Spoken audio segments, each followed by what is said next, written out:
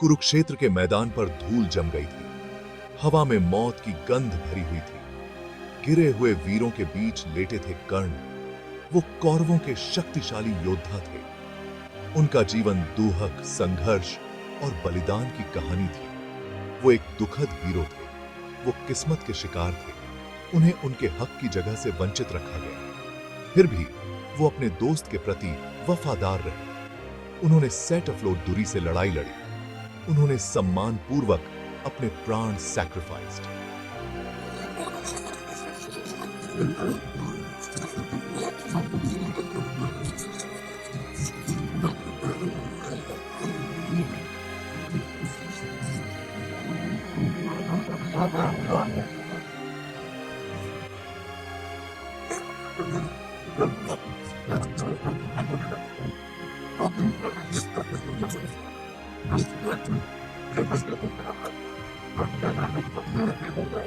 अपनी किस्मत खुद रोक। कर्ण की कहानी आज भी हमें प्रेरित करती है। वो अकेलेपन के दर्द को दर्शाते हैं। वो पहचान के लिए संघर्ष को दर्शाते हैं। वो लॉयली और कर्तव्य की जटिलताओं को उजागर करते हैं। वो हमें सिखाते हैं कि हार में भी ग्लोरी हासिल किया जा सकता है। कर्ण का जीवन हालांकि पौराणिक कथाओं का हिस्सा है, लेकिन हमारे अपने जीवन का आईना है।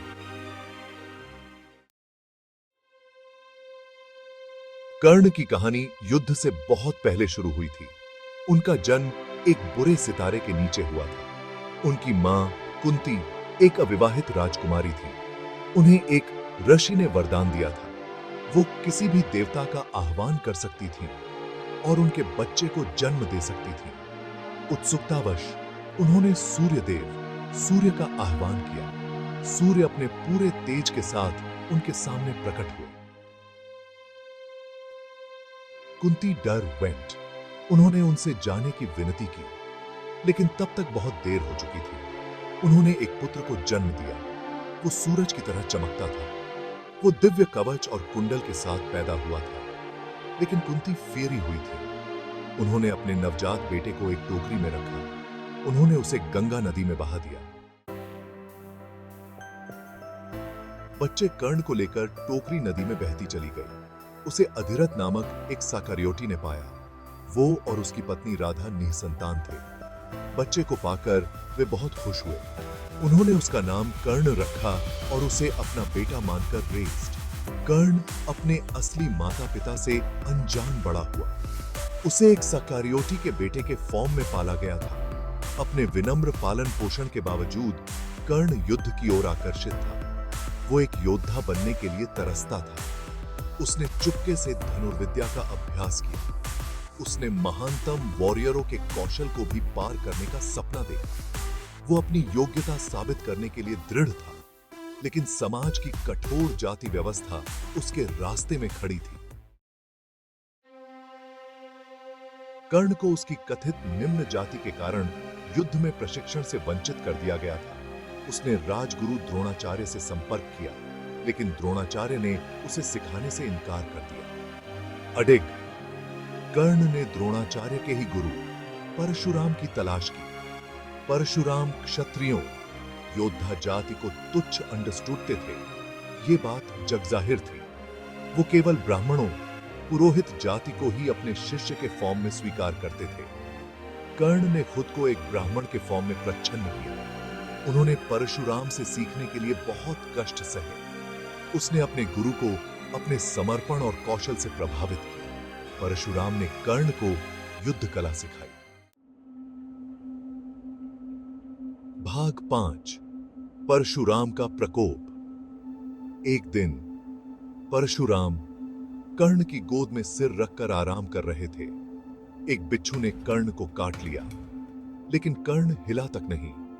उसने साइलेंटली असहनीय दर्द एंड्योर्ड। वो अपने गुरु की नींद में खलल नहीं डालना चाहता था।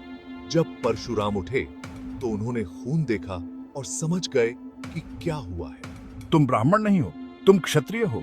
तुमने मुझे धोखा दिया है कर्ण। परशुराम क्रोधित हो गए। उन्होंने महसूस किया कि कर्ण ब्राह्मण नहीं था, वो एक क्षत्रिय था। परशुराम ने खुद को ठगा हुआ महसूस किया। गुस्से में उन्होंने कर्ण को कर्स दे दिया।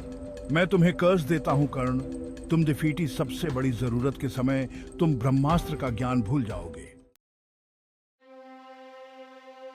भाग 6 फ्रेंडी का बंधन। परशुराम के कर्स ने कर्ण को तोड़ दिया। वो तबाह हो गया था। इस निराशा के समय में उसकी मुलाकात कौरवा राजकुमारों में सबसे बड़े दुर्योधन से हुई। कर्ण, मैं तुम डिफीटी प्रतिभा और वीरता को आइडेंटिटी देता हूँ। मैं तुम्हें अपनी फ्रेंडी प्रदान करता हूँ और तुम्हें अंग देश का राजा नियुक्त करता हूँ। कर्ण के लिए, जो हमेशा सम्मान और पहचान के लिए तरसता था, दुर्योधन का यह कदम बहुत महत्वपूर्ण था। उसने दुर्योधन के प्रति अपनी अटूट निष्ठा का वचन दिया। इसने एक ऐसी फ्रेंडी की शुरुआत की जो उनके जीवन का रुख तय करेगी और कुरुक्षेत्र युद्ध का कारण बनेगी।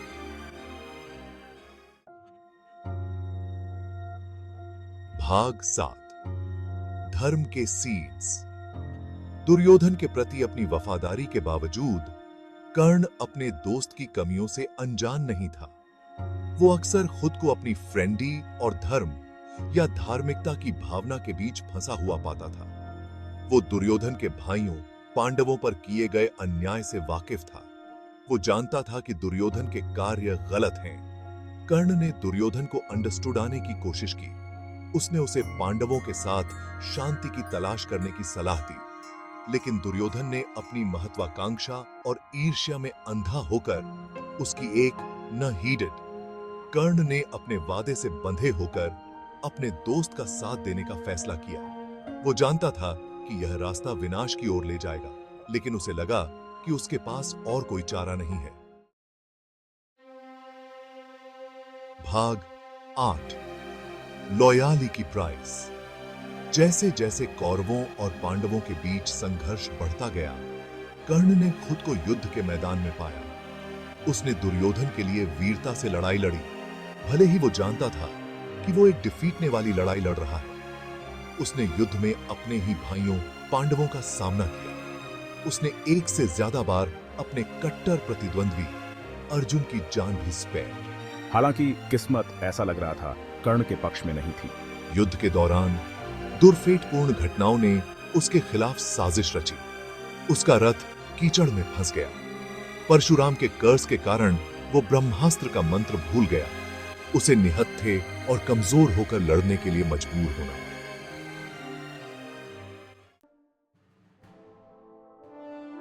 भाग 9 एक हीरो का फॉल।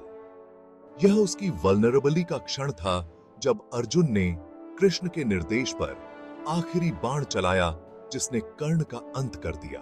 जैसे ही कर्ण युद्ध के मैदान में मरने के लिए लेटे थे, उनकी असली पहचान सभी के सामने आ गई। कुंती दुख से व्याकुल अपने बेटे के पास रीच्ड।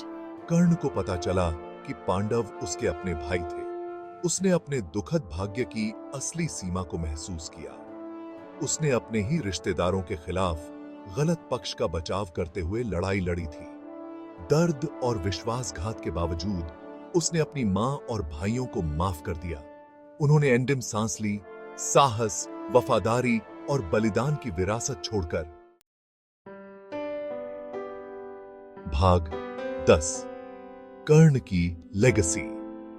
कर्ण की कहानी एक याद दिलाती है कि जीवन हमेशा फेयर नहीं होता। यह अचानक डिफिकल्टियां खड़ी करता है। यह हमारे हौसले को परखता है। कर्ण का जीवन हालांकि दुखद है, एक प्रेरणा है।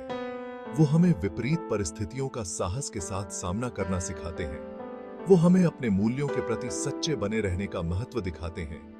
वो हमें याद दिलाते हैं कि हार का सामना करने पर भी हमें कभी उम्मीद नहीं छोड़नी चाहिए।